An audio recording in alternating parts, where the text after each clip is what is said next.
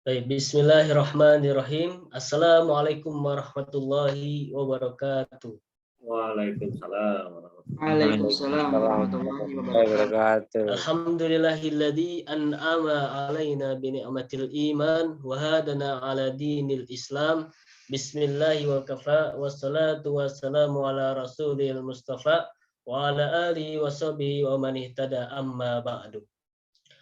Alhamdulillah wa syukurillah, adanya kami di sini ingin melaksanakan tugas UTS pada mata kuliah Nahwu. Dan insya Allah kami di sini akan mendiskusikan sebuah hadis beserta kaidah nahwunya di dalamnya.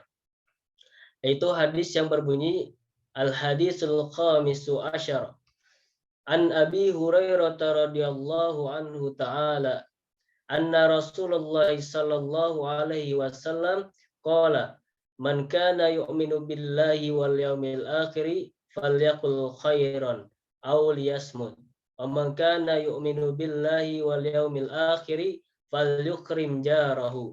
Wa man kana yu'minu billahi wal yaumil akhir falyukrim dayfahu. Rawahul Bukhari wal Muslim.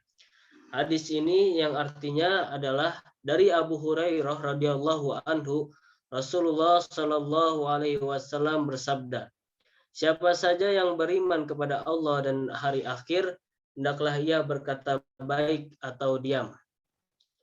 Siapa saja yang beriman kepada Allah dan hari akhir, hendaklah ia memuliakan tetangganya. Dan siapa saja yang beriman kepada Allah dan hari akhir, hendaklah ia memuliakan tamunya.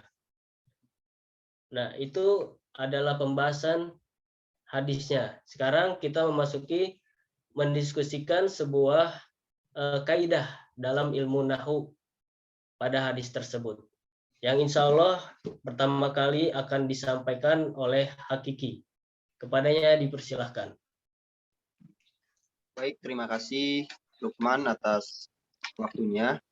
Di sini saya akan menjelaskan potongan kalimat yaitu al-hadisu al-khamisu asyara.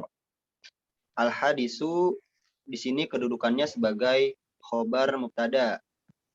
Marfu'un wa alamatu raf'ihi dhammatun zahiratun ala akhirih. Dibaca rafa, alamat rafa'nya yaitu dhammah zahiratun nampak ala akhirih pada akhir kata yaitu al-hadisu. Kemudian al-khamisu asyara wahya murakkabun adadiyun, itu yang berupa susunan angka mabni ala fathi al-juz'aini fi mahalli raf'i sifatin. Nah, dia mabni ala fathah keduanya pada tempatnya rafa karena sifat dari al-hadisu. Nah, dari penjelasan kedudukan nahwu tadi, saya akan menjelaskan secara singkat apa itu sifah atau naat.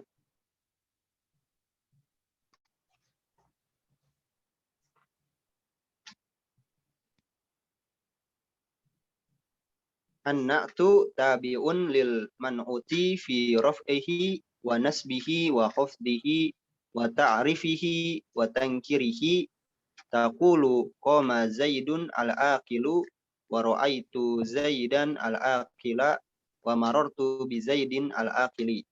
Nah, naat itu merupakan isim yang mengikuti lafadz yang menjadi man'utnya dalam 2 hal dari 5 hal, yaitu 1 dari 3 hal, rofa, nasab, dan jarnya, dan 1 lagi dari hal makrifat dan nakirohnya. Contohnya qoma Zaidun al-aqilu. Nah, qoma Zaidun al-aqilu, Zaidun di sini kedudukannya sebagai fa'il dari qoma. Maka dibaca rofa. Tanda rofanya yaitu menggunakan dhammah. Nah, al-aqilu di sini kedudukannya sebagai naat. Nah, karena naat itu mengikuti daripada man'utnya, maka dia dibaca rofa juga karena mengikuti dari Zaidun. Zaidun di sini kan rofa, maka al-aqilu. nasabnya juga rofa. Kemudian contoh yang kedua, ro'aitu Zaidan al-akila. Nah, Zaidan di sini kedudukannya sebagai maf'ul bih. Karena maf'ul bih dibaca nasab, maka Zaidan di sini kedudukannya sebagai nasab. Tanda nasabnya yaitu menggunakan fathah. Kemudian al-akila di sini kedudukannya sebagai naat dari Zaidan. Karena Zaidan kedudukannya sebagai nasab, maka al-akila juga mengikuti daripada Zaidan. Kemudian contoh yang ketiga yaitu marortu bi Zaidin al-akili. Nah, Zaidin di sini karena kemasukan huruf jar yaitu ba, maka dia majrur atau dijarkan. Tanda jarnya yaitu menggunakan kasroh. Kemudian al-akili di sini juga sebagai naat daripada bizaidin. Nah, mengikuti tanda kedudukannya yaitu mengikuti daripada bizaidin. Nah, naat itu terbagi menjadi dua, yaitu naat hakiki dan naat sababi. Nah, naat hakiki adalah naat yang merofakkan domir yang kembali kepada man'ut. Seperti contoh yang sebelumnya saya contohkan itu.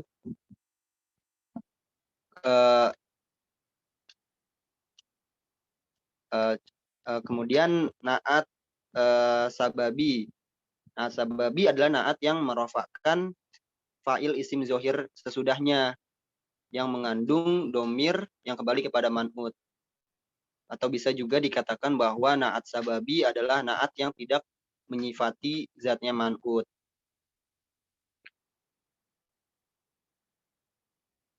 Adapun yang diikuti oleh naat sababi dari man'utnya itu cukup hanya dua hal saja dari 5 hal yang di atas tadi seperti rofa, nasab, jer, ma'rifat, dan nakiro. Adapun dalam hal mufrad, tasniyah, jamaknya, naat sababi itu tidak mengikuti man'utnya karena naat sababi itu selamanya harus mufrad sekalipun man'utnya tasniyah ataupun jamak. Nah, mungkin itu saja yang dapat saya sampaikan. Walhamdulillahirabbil alamin. Saya kembalikan kepada moderator. Terima kasih. Baik, yang akan selanjutnya membahas yaitu Sultan Qais. Kepadanya dipersilahkan. Ya, bismillahirrahmanirrahim. Terima kasih kepada moderator yang telah menyempatkan saya dalam pembicaraan kali ini. Yaitu teks asli atau kalimat pelengkapnya. Hadasana an Abi Hurairah radhiyallahu taala anhu.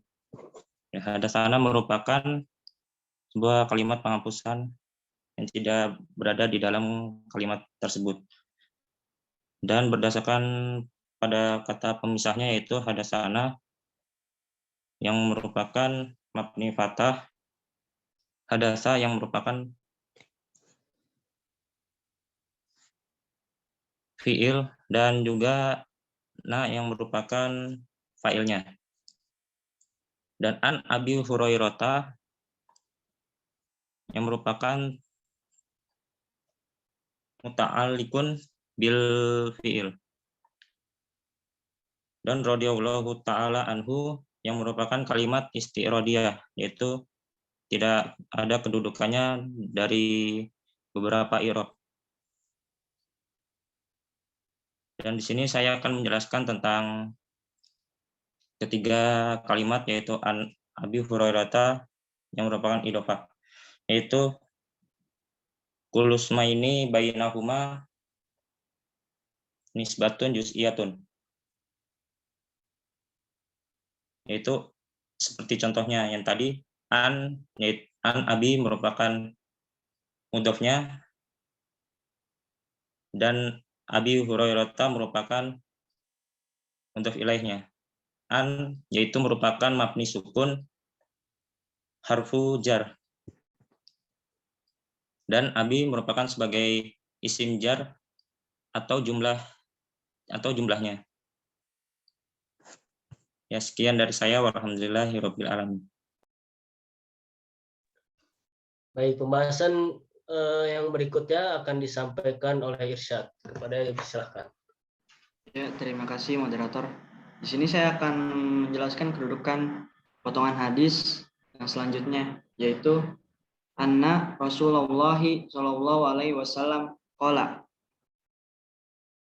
Anna kedudukannya yaitu harfut taukid allati tangsibul isma wa tarfaul khabar. Alamat i'rabnya mabni al fathi. Rasula di sini i'rabnya isim anna. Fa innahu mudhaf. Dia juga bisa sebagai mudhaf. Alamat i'rabnya mansubun lafzon. Allahi kedudukannya i'rabnya mudhaf ilaih. Alamat i'rabnya majrur lafzon. Shallallahu alaihi wasallam jumlah mu'taridah atau yang biasa kita sebut sanjungan. Qala alamat i'rabnya ialah khabar anna. Fa innahu fi'lul madin. Dia juga bisa sebagai fi'lul madi. Alamat i'rabnya mabni alal fathi fi mahalli raf'in li'annahu khabaru anna.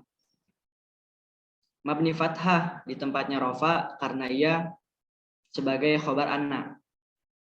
Nah, sedikit penjelasan tentang inna wa akhwatuha, yakni sekelompok kata atau huruf yang berfungsi untuk menasobkan dan merofakan khobar. Menasobkan mubtada dan merofakan khobar. Saudara-saudara inna, yakni anna, lakinna, la'alla, laita, ka'anna. Itu saja yang bisa saya jelaskan. Saya kembalikan kepada moderator. Baik, pembahasan berikutnya akan disampaikan oleh saya sendiri. Ya, ada pada kalimat mangka na yu'minu billahi wal yaumil akhir.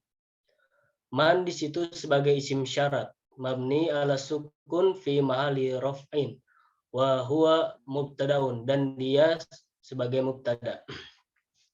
Kana di situ sebagai fi'il madi mabni ala fathi wa huwa fi mahali raf'in khobar min man.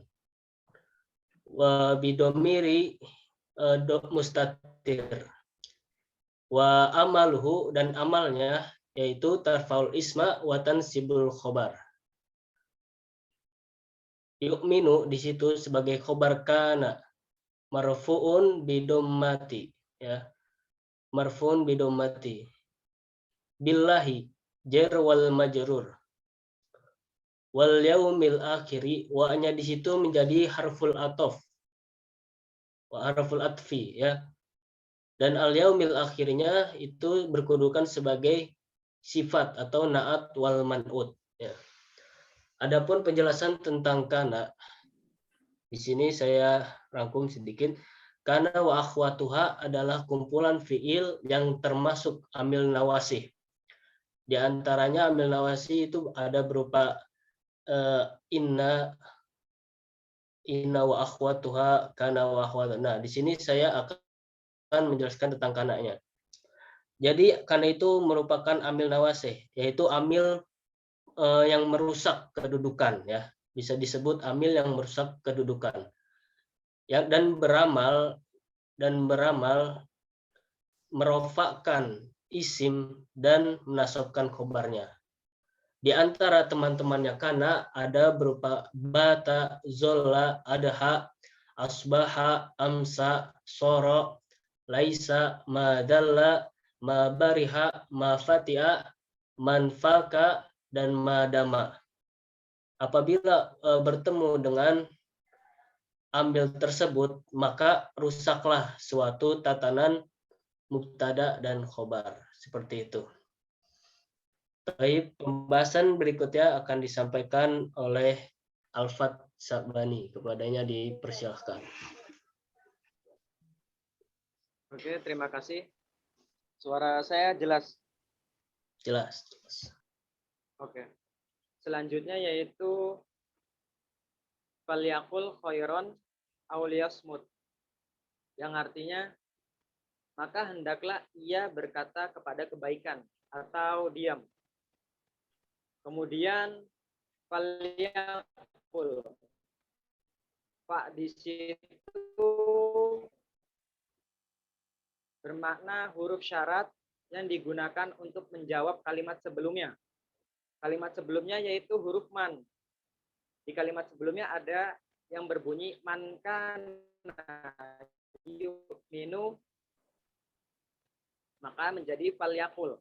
Kemudian yakul di situ bermula dari huruf mudhari yang kemasukan amil jawazim berupa huruf lam yang akhirnya dibaca jazm atau sukun di akhirnya menjadi fal yakul. Kemudian selanjutnya ada khairon. Khairon itu maf'ul bih atau mungkin objek. Dibaca nasab, tanda nasabnya yaitu berupa fathah. Kemudian selanjutnya ada au. Au di situ yaitu huruf ataf atau konjungsi penghubung. Setelah itu ada liasmut. Liasmut yaitu berasal dari fi'il mudhari juga, kemudian kemasukan amil jawazim berupa huruf lam, maka dibaca sukun di akhirnya menjadi liasmut. Kemudian kedudukan liasmut itu pun maktub, mengikuti maktub alaih. Maktub alaihnya yaitu fal yakul. Kurang lebihnya seperti itu penjelasannya. Saya kembalikan ke moderator. Baik, pembahasan berikutnya akan disampaikan oleh Muhammad Rafi. Kepadanya dipersilakan. Ya, terima kasih, Lukman. Saya akan menjelaskan i'rab dari kalimat fa yukrim jarohu. Ya, di situ jadi fa-nya itu sebagai huruf jazm, yukrimnya sebagai fi'il mudhari yang kemasukan huruf jazm. Jaronya sebagai maf'ul bih, punya sebagai mudhof ilaih. Nah, saya akan menjelaskan sedikit tentang maf'ul bih. Maf'ul bih, apa itu maf'ul bih? Maf'ul bih adalah isim yang dibaca nasab yang jatuh setelah fi'il muta'addi yang sekaligus berkedudukan sebagai objek. Ya, kurang lebih seperti itu ya, saya jelaskan. Saya kembalikan kepada Lukman. Baik. Pembahasan yang berikutnya akan disampaikan oleh Akmal Al-Azhar. Kepadanya dipersilakan. Ya, baik, saja saya akan minta potongan dari waman kana yu'minu billahi wal yawmil akhir. Wa di sini sebagai harfu ataf itu lalu mannya sebagai isim syarat mabni sukun bin ma'rufin bahwa mubtada'un. Lalu kana di sini sebagai fi'il madhi mabni fathi fi ma'ali rafin wa amaluhu dan amalnya tarfaul isim wa tasdil khobar, merupakan isim dan masukkan khobar. Lalu yu'minu di sini sebagai khobar kana, lalu billahi sebagai jar wal majrur, wal yaumil akhiri walnya sebagai harfu ataf dan al yaumil akhiri sebagai sifat, yaitu sebagai wa maf'ul. Nah, lalu saya akan menjelaskan sedikit tentang pengertian huruf ataf. Huruf ataf adalah isim yang mengikuti isim sebelumnya dengan melalui perantara, yaitu perantara dari huruf ataf. Nah, huruf ataf di sini ada 9, yaitu ada waw, fa, summa, au, am, lam, lakin, bal, dan hatta. Oke, cukup penjelasan dari saya, dikembalikan kepada Baik, pembahasan berikutnya akan disampaikan oleh Abi Ferry. Kepadanya dipersilakan. Ya, terima kasih Akhir Lukman. Selanjutnya kita akan kupas i'rab dari rawahul Bukhari wa Muslimun. Rawa ini adalah fi'il madin mabniun 'alal fathi. Rawa ini termasuk dari fi'il kategori lafif makrun. Apa itu lafif makrun? Yaitu adalah fi'il yang ain lam fi'ilnya merupakan huruf illah. Makrun artinya bergandengan. Di rawa ini waw dan ya digabung lafif makrun. Kemudian al-ha'u adalah domirun muttasilun mabniun ala sukun fi mahalli nasbin maf'ulun bih. Jadi ini adalah maf'ul bih muqaddam. Al-Bukhariyu sebagai fa'il marfu'un wa alamatu rafihi dhammatun dhahiratun ala akhirih wa harfu atfin mabniun ala fathi la mahallahu min al-i'rab. Kemudian muslimun adalah sebagai ma'tuf dari al-Bukhariyu sebagai ma'tuf alaih. Itu penjelasan dari saya. Saya kembalikan ke moderator. Silakan. Baik, alhamdulillah syukurillah. Itu tadi adalah suatu pembahasan hadis beserta kaidah ilmu nahwunya. Beranjak ke acara berikutnya yaitu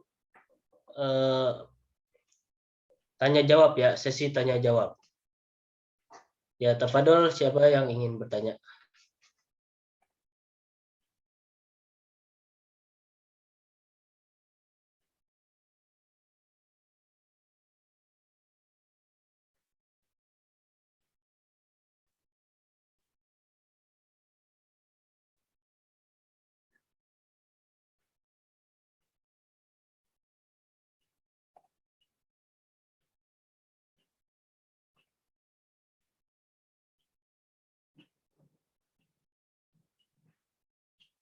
Yaitu hadza.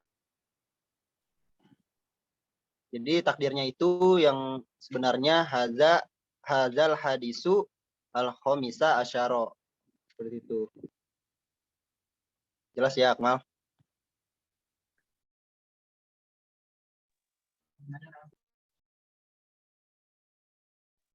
Maaf, Raffi.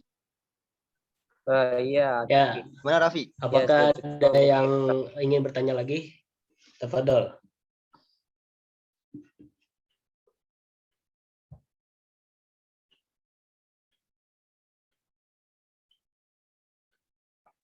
Saya ingin bertanya. Buat Lukman ya. Hai Lukman, mic-nya. Ya. Apa pengaruh kana wa ahwatuha kepada mubtada dan khobar? Dalam tadi penjelasan sudah disampaikan. Dalam mubtada dan khobar keduanya itu harus dibaca rofa. Tetapi karena ada kana wa akhwatuha, maka hukum dari mubtada dan khobar tersebut menjadi rusak kedudukannya. Dikarenakan adanya amil yang masuk kepada keduanya, yaitu amil nawasih atau amil pengrusak ya. Ya, termasuknya yaitu kana wa akhwatuha. Contohnya dapat kita contohkan Muhammadun Karimun. Muhammadun Karimun. Yaitu sebelum kemasukan kana ya. Sebelum kemasukan kana Muhammadun Karimun. Nah, apabila setelah kemasukan kana maka kedudukannya menjadi berubah ya. Hukumnya menjadi berubah. Kalau tadi Muhammadun itu sebagai mubtada, Karimun menjadi khobar. Nah, sekarang kalau kemasukan kana Muhammadun Kariman. Jadi kedudukannya menjadi berbeda. Kana Muhammadun Kariman. Muhammadunnya sebagai isim dan karimannya menjadi khobar. Khobar dari kana. Seperti itu. Oke, syukur. Apakah ada yang ingin bertanya lagi? Ya, saya ingin Saya mau Bertanya.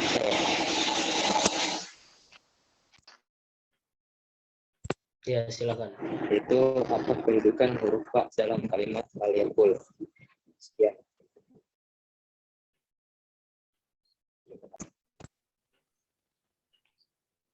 Saya rasa kayaknya pertanyaannya untuk saya ya.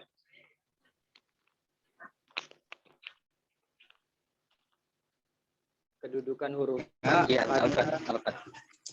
Iya, kedudukan huruf A pada falyakul. Pak, di situ sebelumnya sudah sempat saya jelaskan sedikit ya. Merupakan huruf syarat, huruf yang dimana digunakan untuk menjawab kalimat sebelumnya. Kalimat sebelumnya yaitu terdapat kalimat yang berbunyi man kana yu'minu. Huruf man tersebut yang berarti siapa atau barang siapa, kemudian dijawab menggunakan huruf fa. Falyakul, maka atau maka hendaklah. Jadi fa di situ digunakan untuk menjawab atau huruf syarat menjawab kalimat sebelumnya, yaitu kalimat man. Kurang lebihnya seperti itu. Terima kasih. Ya baik, ada yang ingin bertanya lagi? Saya mau bertanya. Saya izin bertanya. Baik, silakan. Kenapa? Pertanyaannya untuk Raffi ya, saudara Raffi.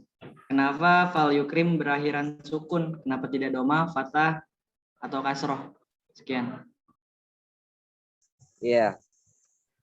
Untuk menjawab pertanyaan Irsyad, kenapa al-yukrim itu tidak doma, fathah, ataupun kasroh? Ya karena kata yukrim itu kemasukan huruf jazm, fa itu fa. Huruf jazm itu berfungsi menjazmkan fi'il mudhari yang berakhiran sukun. Maka dari itu bukan doma, fathah ataupun kasroh, tapi sukun. Jadi seperti itu Irsyad. Oke, syukran. Baik, apakah ada yang ingin bertanya lagi? Silahkan. Bertanya. Saya ingin Ya, bertanya. Sultan. Ya. Untuk pertanyaan untuk Akmal. Apa saja huruf ataf dan tolong sebutkan. Terima kasih.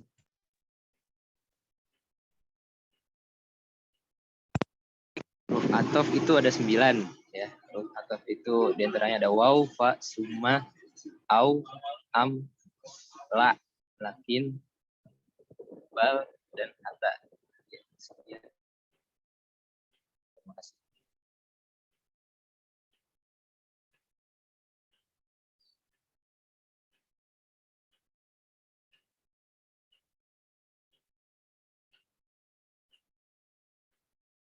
Mic-nya aman.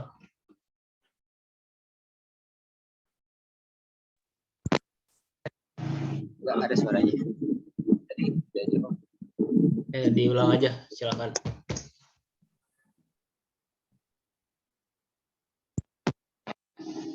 Jadi huruf ataf itu ada 9.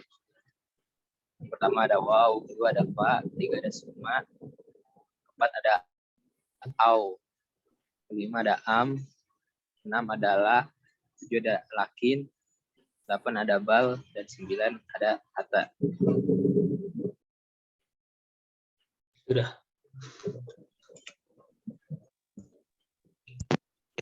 Terima kasih. Oke, apakah ada yang ingin bertanya lagi? Dipersilahkan. Saya ingin bertanya. Ya. Mungkin pertanyaan ini untuk Pak Ferry ya.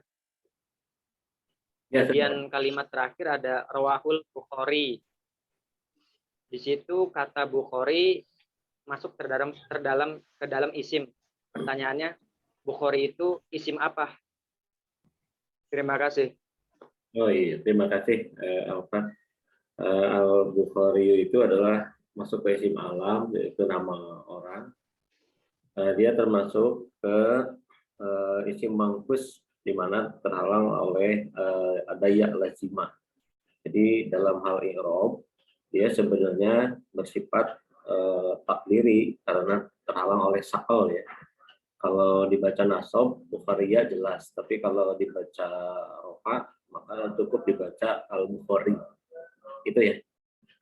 Terima kasih. Terima kasih, Pak. Baik.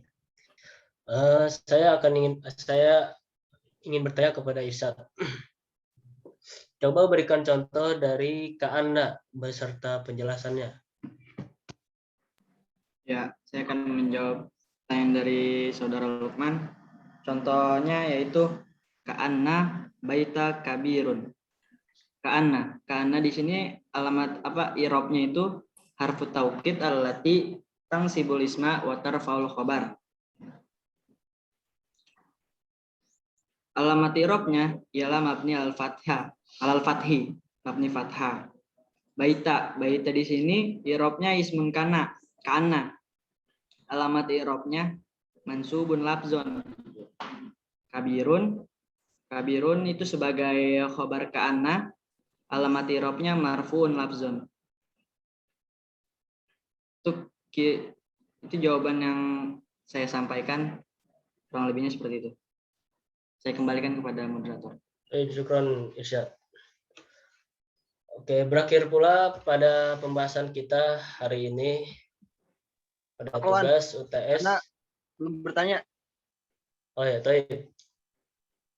Ya. Kepada Akiki dipersilakan bertanya. Izin bertanya kepada Sultan. Apa pengertian dari muta'alliqo bil fi'il? Tolong berikan contoh yang lain dari kedudukan tersebut. Terima kasih. Ya, baik, di sini saya akan menjawab. Muta'alliqo bil fi'il adalah makmul yang berhubungan dengan fi'il. Dan makmul itu sendiri merupakan sebuah kalimat yang akhirnya berubah jadi rofa, nasab, jazm maupun jar. Ya, contohnya seperti kana aliyun qaiman dan donatu aliya qaimah. Dan di situ ada fathah maupun fathah tanwin yang merupakan rofa dan domahnya merupakan nasab. Sekian dari saya.